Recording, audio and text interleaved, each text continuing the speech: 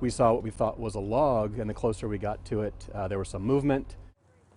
And now at 10, we're hearing from a Christmas ship captain who actually helped to rescue a person who was in the Willamette River. It happened last night near the Fremont Bridge, and our Jenna Young also filed this report. Merry Christmas! Every December, the Christmas ships twinkle on the waters of the Columbia and Willamette Rivers.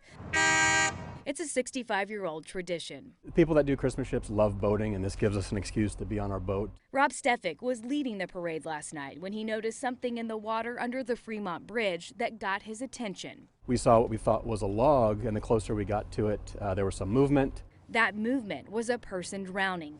Stefik said the person's face was barely above the surface when he heard a cry for help. It was a very weak sounding help because the person was hypothermic, I'm sure, because the water temperature is 42 degrees. Stefik positioned his boat so he and the people on board could get the victim out of the water. And as we got to the person, he sunk under the water. It was probably under for 30 seconds before we were able to fish him out. He said they did what they could to keep the victim warm until Portland Fire and Rescue arrived. It's just insane. Even within 10 or 20 seconds of him, I mean, the guy was already underwater completely.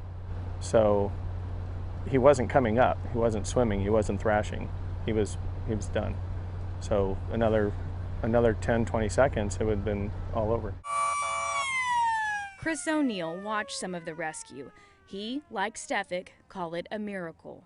He had an angel looking over him. Christmas miracle kind of thing. You know, I mean, it's that season, and we're trying to bring joy to the people in Portland, and that kind of goes right along with it. That was